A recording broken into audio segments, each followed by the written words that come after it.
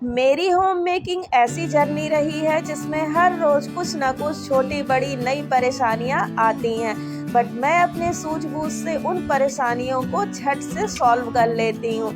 I think सभी के home making में छोटी मोटी परेशानियां तो आती रहती हैं। अगर हम होम मेकर्स थोड़ी सी चालाकी का यूज़ करें तो इन प्रॉब्लम को चुटकियों में सॉल्व कर सकते हैं। तो चलिए स्टार्ट करते हैं आज का इंटरेस्टिंग सा वीडियो जिसमें आपकी ऐसी ही प्रॉब्लम सॉल्व होंगी।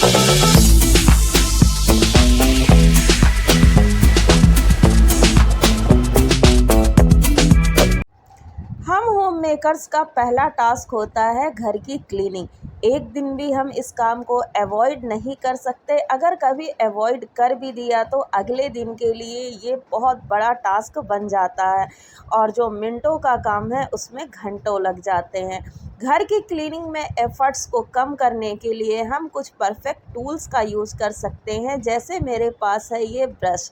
अगर आपके भी घर के फर्नीचर वेलवेट फिनिश में है तो इस टाइप का ब्रश होना आपके पास बहुत ज़्यादा ज़रूरी है। लास्ट वीडियो में मैंने शेयर किया था कि वेलवेट फिनिश के फर्नीचर पे अगर कोई दाग धब्बे लग जाते हैं तो हम एक सॉल्यूशन बना के उसको साफ़ कर सकते हैं। अगर आप लोगों ने वीडियो नहीं देखा है तो मेरे चैनल पे जाके पेज विज़िट कर सकते हैं। बट अभी हम लोग ये काम रोज़ नहीं कर सकते हैं कि रोज़ हम सॉल्यूशन बनाएं, रोज़ अपने फर्नीचर को सॉल्यूशन से क्लीन करें। इसके लिए ये ब्रश बहुत ज़्यादा हेल्प करता है, बहुत ही अच्छे से ये डस्ट को रिमूव कर देता है। वेलवेट का फर्नीचर ऐसा होता है जिस पे हर रोज़, इवन मैं कहूँ कि हर घंटे डस्ट जमा हो जाती है। तो ऐसे ब्रश को अपने क्लीनिंग टूल में अगर आप रखते हैं तो अपने एफ़र्ट्स को कम कर सकते हैं। अगर हमारे घर में भी बच्चे हैं तो बच्चों का खेलना कूदना और बेड का मैसी होना दोनों पैरेलल वर्क करता है। अब बच्चों को तो हम रोक ही नहीं सकते हैं बेड पे खेलने से। बहुत ज़्यादा मैं कोशिश करती हूँ, फिर भी मेरी तरह आपके भी बच्चे बेड पे खेलते ही होंगे, बट मेरी यहाँ पे एक हैबिट है कि मुझे neat and clean bed sheet पे ही नींद आती है। तो इस टास्क को भी चलिए कंप्लीट करते हैं। दिन में मैं क्या करती हूँ कि एक सेपरेट बेडशीट को इस पे स्प्रेड कर देती हूँ। दिन भर यही बेडशीट गंदी होती है, रात को बस इसको हटाना होता है और मुझे नीचे बिछी बिछाई क्लीन बेडशीट मिल जाती है। इससे क्या होता है कि मेरी नीचे वाली बेडशीट हमेशा साफ़ सुथरी बनी रहती है और मुझे ठीक से नींद भी आती है। एक कॉमन सी प्रॉब्लम हम सभी के घर में होती है कि हम लोग कॉटन की महंगी महंगी बेडशीट्स लेके आते हैं। लगभग 700, 800, 1000 रुपए के रेंज में ये बेडशीट्स आती हैं और एक दो बार वॉश करने के बाद ये श्रिंक हो जाती है। फिर ये गद्दों में अच्छे से टक नहीं हो पाती है और बेड हमारा बहुत जल्दी बिगड़ जाता है, मैसी दिखने लगता है। ऐसी प्रॉब्लम को मैं भी बहुत सालों से फेस कर रही हूँ और इसका सॉल्यूशन भी मैंने ढूंढ लिया है। यहाँ पे देखिए, मैं ले रही हूँ ये बेडशीट जिसको मुझे ठीक करना है और यहाँ पे मैंने एक पुरानी बेडशीट ले ली है। अब इस पुरानी बेडशीट के मैं पतले पतले से स्ट्रिप्स काटूंगी, मीन्स ज़्यादा पतले भी नहीं, लगभग एक एक फिट के, या जितना भी आपको रिक्वायरमेंट है, जितना आपको बेड शीट को दबाने में कमी पड़ रही है गद्दों के साथ, तो उतना चौड़ा आप पट्टी काट लीजिए। चारों ओर इस पट्टी को लगा देना है नई वाली बेड शीट के साथ में। अगर आपके पास पुरानी कोई बेडशीट नहीं है तो यहाँ पे आप पुरानी साड़ी का यूज़ कर सकते हैं, या कोई और भी तरह का आपके पास कपड़ा है तो आप उसको यूज़ कर सकते हैं। यहाँ 4 पट्टियाँ काट के मैंने रेडी कर ली हैं। अब मैं इसको अपनी बेडशीट में इस तरह से लगा के स्टिच कर लूँगी और बेडशीट का जो साइज़ है, क्वीन साइज़ बेडशीट मेरी बन जाएगी किंग साइज़।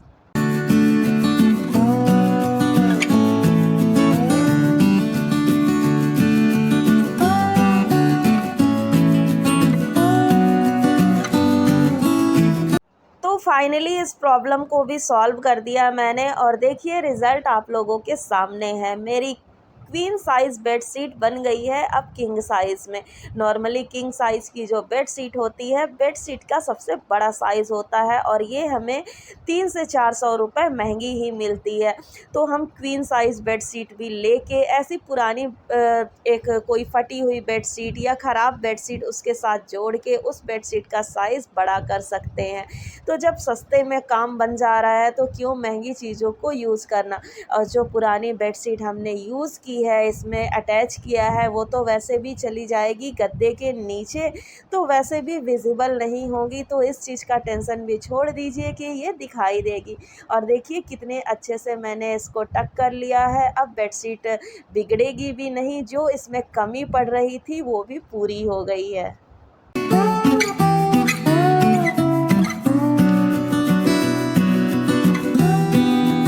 ऐसी चालाकियों का यूज़ करके हम अपने पैसे तो बचा ही सकते हैं, साथ ही साथ हम छोटी-मोटी आने वाली प्रॉब्लम्स को भी सॉल्व कर लेते हैं।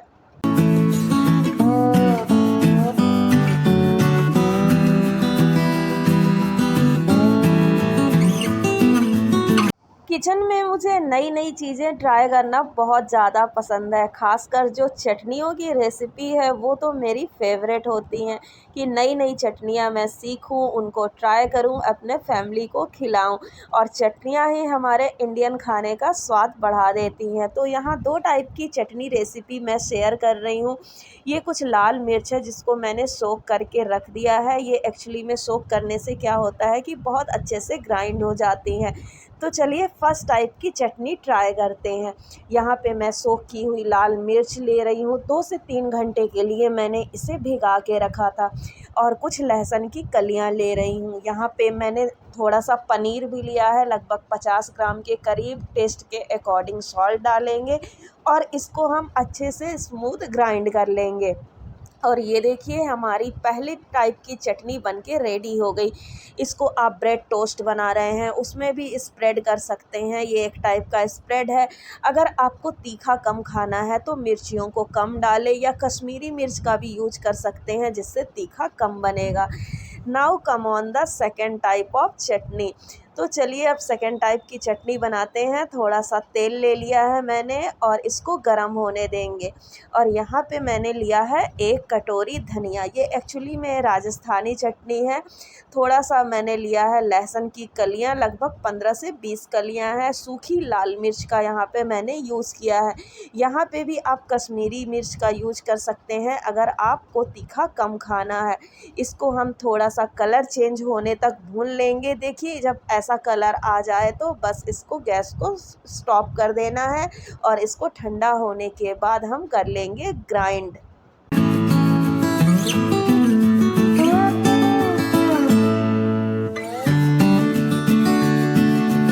टेस्ट के अकॉर्डिंग हम इसमें ऐड करेंगे नमक। और ग्राइंड करते टाइम आप पानी का भी यूज कर सकते हैं, बट मैं यहाँ पे तेल का यूज़ कर रही हूँ क्योंकि मैं बना रही हूँ इस हिसाब से कि मैं 10 से 15 दिन इसको स्टोर करके रखूँ। तो यहाँ पे आप नॉर्मल सरसों का तेल का यूज़ कर सकते हैं, उससे भी बहुत अच्छा सा ग्राइंड हो जाता है और अचारी फ्लेवर भी आता है। इसमें थोड़ा सा मैं तेल और ऐड करूँगी ताकि ये थोड़ा सा गीला गीला बन जाए। अगर आपको 3 से 4 दिन के अंदर इसको खाना है तो आप पानी का भी यूज कर सकते हैं ग्राइंड करने में, या थोड़ा सा अगर आपको गीली गीली सी चटनी बनाना है तो पानी डाल दीजिए। बट मैंने यहाँ पे थोड़ा सा तेल डाला है और इससे भी इसका टेक्सचर देखिए बहुत अच्छा आ जाता है।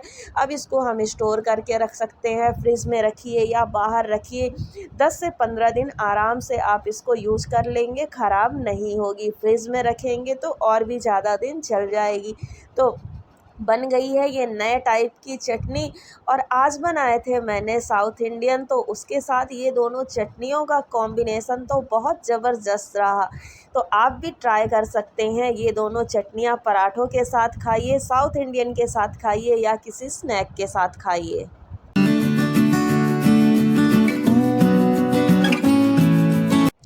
वेजिटेबल्स की चॉपिंग करने के लिए हम सभी चॉपिंग बोर्ड का यूज़ तो करते ही हैं, बट ये चॉपिंग बोर्ड यूज़ होने के साथ साथ इतना ज़्यादा गंदा हो जाता है कि इसको क्लीन करना थोड़ा सा मुश्किल होता है।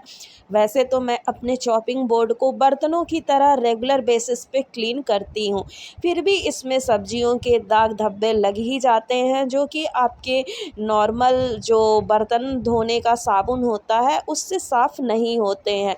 कुछ स्पेशल हैक्स को यूज़ करके हम इस चॉपिंग बोर्ड को क्लीन कर सकते हैं और बहुत अच्छे से ये साफ़ भी हो जाएगा, एकदम नए जैसे दिखने लगेगा। तो चलिए ट्राई करते हैं कुछ नया आइडिया जिससे चॉपिंग बोर्ड को क्लीन करेंगे। तो यहाँ पे मैं यूज़ कर रही हूँ विनेगर का और जो खाने वाला सोडा होता है, कुकिंग सोडा, उसका यूज़ करूँगी। पहले मैंने चॉपिंग बोर्ड को पानी से धो लिया है, आप चाहें तो नॉर्मल स्क्रबर से भी अच्छे से पहले साफ़ कर लीजिए।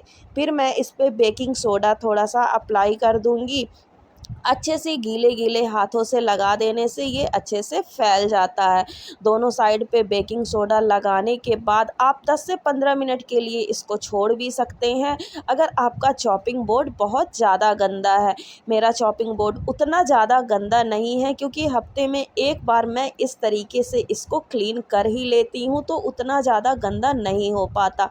अब मैंने स्क्रबर लिया है, उस पे डाल लिया है थोड़ा-सा विनेगर और इसको हम अच्छे से रब करेंगे और देखते ही देखते 2 से 3 मिनट में हमारे चॉपिंग बोर्ड के सारे दाग धब्बे निकल जाएंगे। जब सोडा और विनेगर मिक्स होता है आपस में तो सोप बन जाता है और ये अच्छे से क्लीन कर देता है किसी भी सरफेस को। यहाँ पे अगर विनेगर नहीं है आपके पास तो आप नींबू को हाफ काट लीजिए, उसको इस पे रब करिए, उससे भी आपका चॉपिंग बोर्ड बहुत अच्छे से साफ़ होगा। बट विनेगर ज़्यादा इफ़ेक्टिव होता है, बहुत आसानी से क्लीन कर देता है। देन हमको इसको नॉर्मल पानी से वॉश कर लेना है और देखते ही देखते 2 से 3 मिनट में आपके चॉपिंग बोर्ड के सारे दाग धब्बे निकल जाएंगे और बहुत अच्छे से ये चमचमा उठेगा।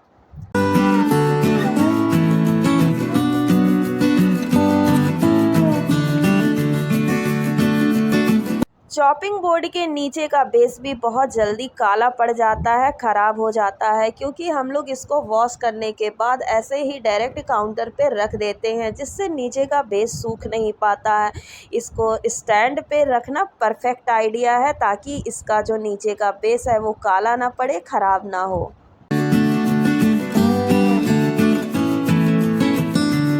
चीज़ों को ऑर्गेनाइज़ करने के साथ साथ रीऑर्गेनाइज़ करना और क्लीनिंग करना उतना ही ज़्यादा ज़रूरी है, जितना कि उन चीज़ों को हम अच्छे से रखने की सोचते हैं।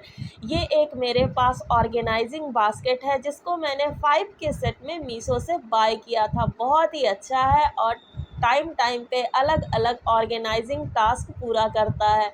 बहुत टाइम से मैं यूज़ कर रही हूँ, बिल्कुल अच्छे कंडीशन में ये बना हुआ है।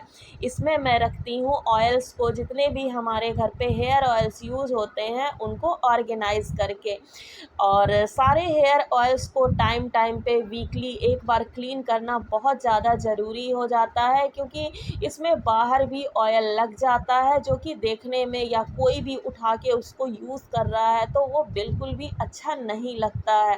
टाइम टाइम पे ऑयल्स में चेक करते रहना चाहिए कि कौन सी ऑयल एक्सपायर हो गई है। एक्सपायरी ऑयल्स को डिस्कार्ड करना भी बहुत ज़्यादा ज़रूरी होता है। अगर हम रेगुलर इसकी चेकिंग करते हैं, वीकली क्लीनिंग करते हैं, तो ये सारी चीज़ें मेंटेन रहती हैं। पहले मैं ऑयल्स को इसमें डायरेक्टली प्लेस कर देती थी, जिससे इसका सरफेस काफ़ी ऑयली हो जाता था, बट इस प्रॉब्लम को सॉल्व करने के लिए मैं यहाँ पे फॉइल पेपर का यूज़ कर रही हूँ, जिससे ऑयल इसके बेस तक ना पहुँचे। फॉइल पेपर के ऊपर मैं टिश्यू पेपर लगा दूँगी, जिससे अगर बॉटल से ऑयल थोड़ा बहुत टपकता है, निकलता है, तो टिश्यू पेपर उसको एब्ज़ॉर्ब कर लेगा और जो हमारा ऑर्गेनाइजिंग बास्केट है वो नीट एंड क्लीन बना रहेगा। नॉर्मली उस चीज़ को साफ़ करने में भी हमारा काफ़ी मन लगता है, जो चीज़ें कम गंदी हों। तो चीज़ें कम गंदी हों, इसके लिए हमें स्पेशल टिप्स एंड ट्रिक्स तो अप्लाई करना ही पड़ेगा। So friends, that's all for the day. I hope आज के tips and tricks and videos आपको पसंद आए होंगे। मिलते हैं नेक्स्ट वीडियो में कुछ नई ऐसी ही amazing home making tips and tricks के साथ। Till then, take care and bye bye. Lots of love from life style with Ritu Mishra.